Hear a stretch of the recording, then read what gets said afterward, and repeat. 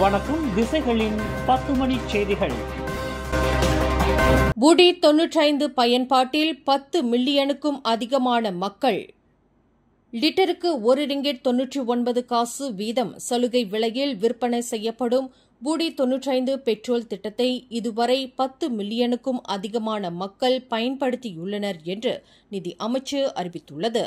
கடந்த செப்டம்பர் 30ஆம் தேதி அதிகாரப்பூர்வமாக தொடங்கிய புடி 95 திட்டம் இன்று அக்டோபர் 8ஆம் தேதி மாலை 4 மணி வரை 10 மில்லியனுக்கும் அதிகமான மக்கள் பயன்படுத்தியுள்ளனர்.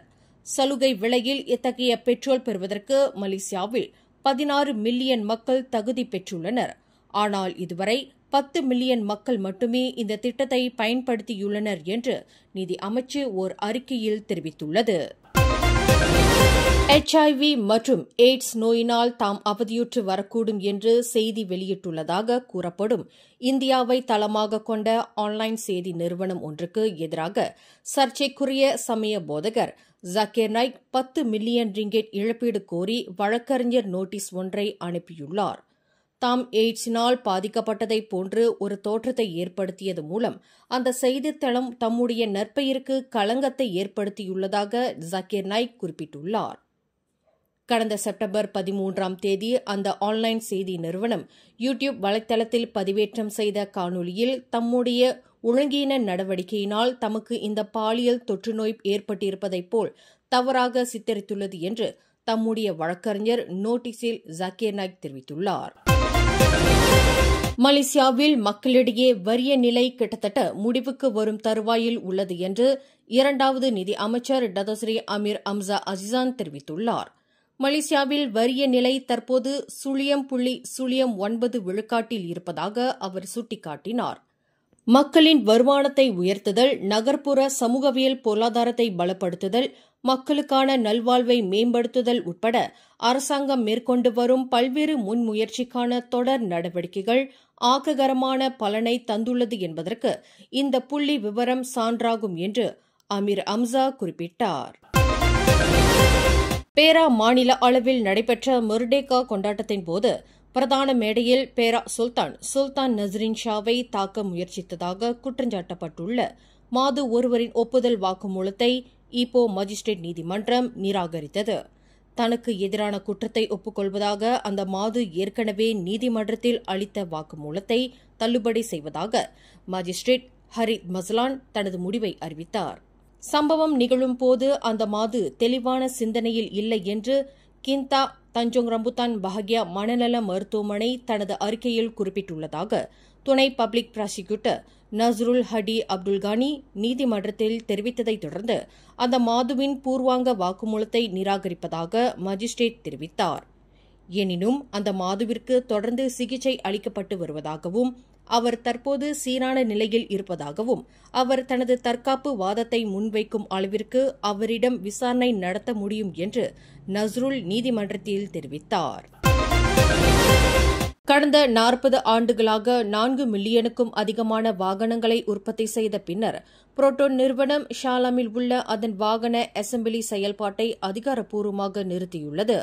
சாகா, பசோனா, X50, X70 மற்றும் S70 உள்ளிட்ட உள்நாட்டில் உற்பத்தி செய்யப்படும் அனைத்து புரோட்டோன் வாகனங்களும் இப்போது பேரா தஞ்சோமாலிமில் உள்ள ஆட்டோமேட்டிவ் ஹைடெக் பள்ளத்தாக்கில் உள்ள தேசிய வாகன உற்பத்தி வளாகத்தில் தயாரிக்கின்றன. புரோட்டோனின் கூற்றுப்படி ஷாலாம் ஆலை அதன் இறுதி வாகனமான சாகா ஐ ரகத்தை கடந்த செப்டம்பர் 30ஆம் தேதி வெளியிட்டது. அதனைத் தொடர்ந்து ஷாலாம் ஆலையில் பணியாற்றிய 1400 தயாரிப்பு ஊழியர்கள் தஞ்சோங் மாலிமுக்கு குடிபெயர்ந்து உள்ளனர். ஷாலாமின் ஆலை ஒரே இரவில் மூடப்படவில்லை என்று அந்த நிறுவனம் வெளியிட்ட ஓர் அறிக்கையில் தெரிவித்துள்ளது. பிரான்சைஸ் உரிமம் அடிப்படையிலான தொழில்துறைகளில் இந்திய சமுதாயத்தின் பங்கேற்பை வலுப்படுத்தும் நோக்கில் சூரியன் எனும் திட்டத்தை பர்னாஸ் எனப்படும் பர்பானான் நேஷனல் பர்ஹாட் இன்று அதிகாரப்பூர்வமாக தொடங்கியது. இந்திய தொழில் முனைவர்களை வளப்படுத்தும் நோக்கில் இத்திட்டத்தில் இணையும் 1000 பங்கேற்பாளர்களுக்கு பயிற்சி, சுழல் நிதி, கடன் வசதிகள் மற்றும் திறன் மேம்பாடு திட்டம் வாயிலாக கிட்டத்தட்ட 54.5 மில்லியன் ரிங்கிட் ஒதுக்கப்படும் என்று தொழில் முனைவோர் மற்றும் கூட்டுறவு மேம்பாட்டு துணை அமைச்சர் டத்தோஸ்ரீ ஆர் ரமணன் தெரிவித்தார். இந்த எண்ணிக்கையிலிருந்து 500 பங்கேற்பாளர்களுக்கு 100 விழுக்காடு வேலை உத்தரவாதம் வழங்கப்படும். ஒவ்வொரு பங்கேற்பாளரும் தங்களின் திறனுக்கு ஏற்ப பொருத்தமான துறைகளில் குறைந்தபட்சம் 1700 ரிங்கிட் முதல் 2800 ரிங்கிட் வரை சம்பளம் பெறுவர் என்று டத்துஸ்ரீ ரமணன் குறிப்பிட்டார். இன்று கோலாலம்பூர் பங்சாரில் முனாரா பர்னாஸில் நடைபெற்ற சூரியன் திட்டத்தை அதிகாரப்பூர்வமாக தொடக்கி வைத்த பின்னர் செய்தியாளர்களிடம் பேசுகையில் டத்துஸ்ரீ ரமணன் மேற்கண்டவாறு கூறினார். இன்னைக்கு இந்த ப்ரோக்ராம்ல நம்ம 1000 பேருக்கு ஒரு ஆப்பர்ச்சுனிட்டி நம்ம கொடுக்குறோம். ஆள் கேட்பாங்க, இந்த ஆப்பர்ச்சுனிட்டி என்ன ஆப்பர்ச்சுனிட்டி?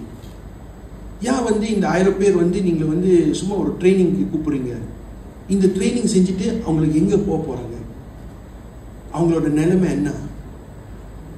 இன்னைக்கு இந்த ப்ரோக்ராம் பர்னாஸ் கூட குஸ்காப்பும் நம்மளோட ஆஃபீஸ் ஒன்னா சேர்ந்து வேலை செஞ்சுட்டு இந்த ப்ரோக்ராம்ல அந்த 1000 பேர்ல 500 பேர் அவங்களுக்கு கேரண்டீட் ஜாப்ஸ் கிடைக்கும்.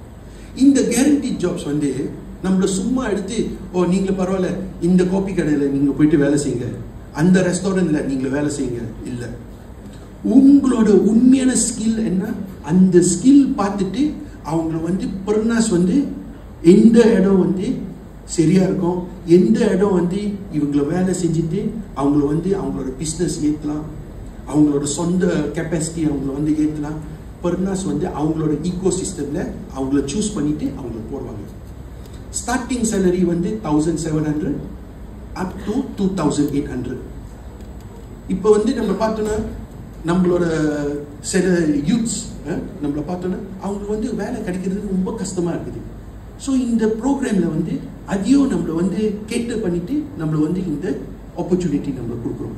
இத்திட்டத்தில் பங்கேற்பதற்கான விண்ணப்பங்களை இன்று புதன்கிழமை முதல் பர்னாஸ் அதிகாரப்பூர்வமான வலைத்தளம் மூலமாகவோ அல்லது நேரடியாக பர்னாஸ் அலுவலகத்திலோ சமர்ப்பிக்கலாம் என்று டத்துஸ்ரீ ரமணன் குறிப்பிட்டார். இந்த சூரியன் திட்டம் 2 ஆண்டுகள் அடிப்படையில் வரும் 2026 ஆண்டு ஜனவரி 1 தேதி தொடங்கி 2027 ஆண்டு டிசம்பர் 31 தேதி வரை நடைபெறும். பிரான்சைஸ் உரிமம் தொடர்பான தொழில் பயிற்சி, தொழிலாளர்களை பணிக்கு அமர்த்துதல் மற்றும் இந்திய தொழில் முனைவர்கள் மத்தியில் பிரான்சைஸ் திட்டத்தை மேம்படுத்துதல் ஆகிய பயிற்சிகள் வழங்கப்படும் என்று டத்துஸ்ரீ ரமணன் விளக்கினார். இந்த திட்டம் 18 முதல் 60 வயதுடைய மலேசிய இந்தியர்களுக்கு திறக்கப்பட்டுள்ளது. தனி நபர்களாக இருந்தாலும் அல்லது நிறுவனங்களாக இருந்தாலும் அவர்களின் வணிகங்கள் ஷரியாவிற்கு இணக்கமாக, அதேவேளையில் செல்லத்தக்க வணிக லைசன்ஸ் கொண்டிருக்க வேண்டும் என்ற நிபந்தனை அடிப்படையில் இந்த வாய்ப்பு வழங்கப்படும் என்று டத்துஸ்ரீ ரமணன் விளக்கினார்.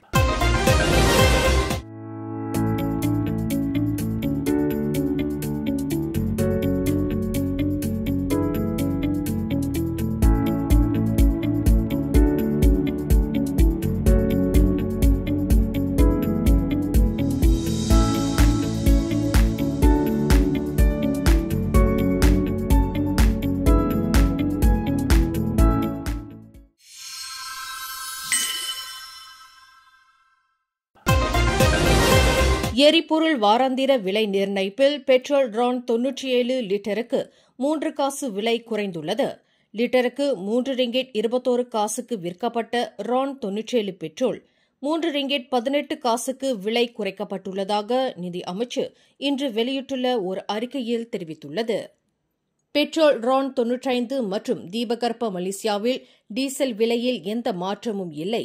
அவை முறையே லிட்டருக்கு 1 ரிங்கெட் 99 காசு மற்றும் 2 ரிங்கெட் 93 காசுக்கு விலை நிலைநிறுத்தப்பட்டுள்ளதாக அது குறிப்பிட்டுள்ளது. ஷாலாமில் உள்ள ஸ்லாங்கூர் மாநில அரசாங்க செயலக கட்டடத்தில் வேலை செய்து வரும் இந்திய சமூகத்தைச் சேர்ந்த 25 துப்புரவு பணியாளர்களுக்கு ஸ்லாங்கூர் மாநில அரசாங்கம் சார்பில் ஆட்சிக்குழு உறுப்பினர் வி பாப்பராய்டு தீபாவளி உணவு கூடைகளை வழங்கி சிறப்பித்தார். வரும் தீபாவளி திருநாளை இந்திய சமூகத்தினர் மகிழ்ச்சியாக கொண்டாடும் வேளையில் இந்த மகிழ்ச்சியில் ஸ்லாங்கூர் மாநில அரசாங்க செயலக கட்டடத்தில் பணியாற்றி வரும் பணியாளர்களும் மகிழ்ச்சியில் திளைத்திருக்கும் நோக்கில் அன்பளிப்பு கூடைகள் வழங்கப்பட்டதாக பாப்பராய்டு குறிப்பிட்டார். 25 தொழிலாளர்களுக்கும் அத்தியாவசிய பொருட்களை உள்ளடக்கிய அன்பளிப்பு கூடைகளுடன் ரொக்க உதவித் தொகையும் வழங்கப்பட்டதாக பாப்பராய்டு தெரிவித்தார். இந்த தீபாவளி அன்பளிப்பு திட்டமானது குறைந்த வருமானம் பெறுகின்ற, குறிப்பாக மாநில அரசாங்க கட்டடத்தை சுத்தம் செய்தல், பராமரிப்பு பணிகளை மேற்கொள்ளுதல் முதலிய பணிகளுக்கு பொறுப்பேற்றுள்ள குத்தகை நிறுவனத்தின் பணியாளர்களுக்கு உதவும் மாநில அரசின் சமூக கடப்பாடு திட்டத்தின் ஒரு பகுதியாகும் என்று பாப்பாராய்டு குறிப்பிட்டார். 17வது சட்டமன்ற தேர்தலுக்கு வலுவிடும் வகையில் கடந்த திங்கட்கிழமை சபா மாநிலத்தின் சட்டமன்றம் கலைக்கப்பட்டதைத் தொடர்ந்து தேர்தலுக்கான தேதியை நிர்ணயிப்பதற்கு அடுத்த வாரம் செவ்வாய்க்கிழமை தேர்தல் ஆணையமான SPR தனது சிறப்பு கூட்டத்தை கூட்டவிருக்கிறது. சபா சட்டமன்றம் கலைக்கப்படுவதற்கான அதிகாரப்பூர்வ கடிதத்தை சபாநாயகர் டத்தோஸ்ரீ பங்லிமா கட்ஸிம் யாயாவிடமிருந்து தாங்கள் பெற்றுள்ளதாக SPR பொதுச் செயலாளர் டத்தோ கைருல் ஷஹரி தெரிவித்தார். சபாவின் 17வது சட்டமன்ற தேர்தலுக்கான தேதி அந்த கூட்டத்தில் நிர்ணயிக்கப்படும் என்று அவர் குறிப்பிட்டார்.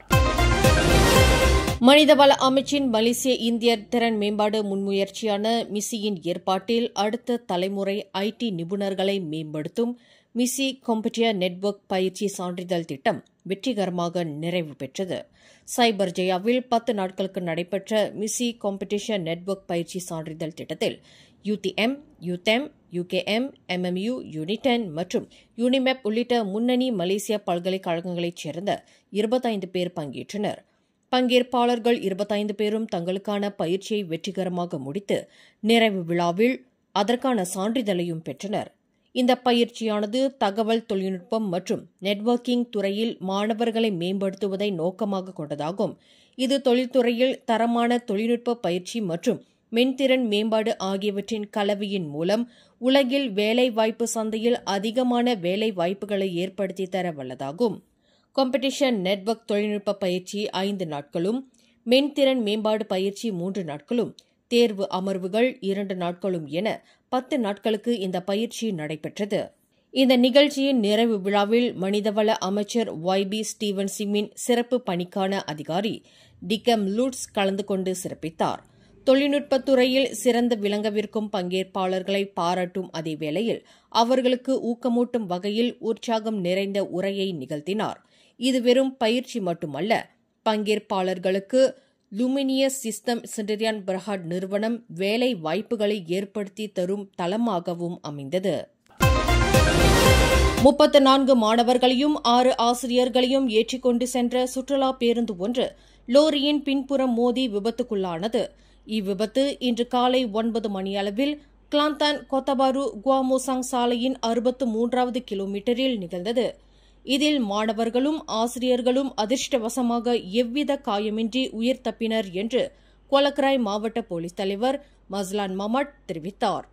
பாச்சோக் ஸ்ரீ குனோங் இடைநிலை பள்ளியைச் சேர்ந்த ஆசிரியர்களும் மாணவர்களும் கேம்ரன் மலைக்கு சுற்றுப்பயணம் மேற்கொள்ள பேருந்தில் சென்று கொண்டிருந்த போது இந்த விபத்து நிகழ்ந்ததாக அவர் குறிப்பிட்டார்.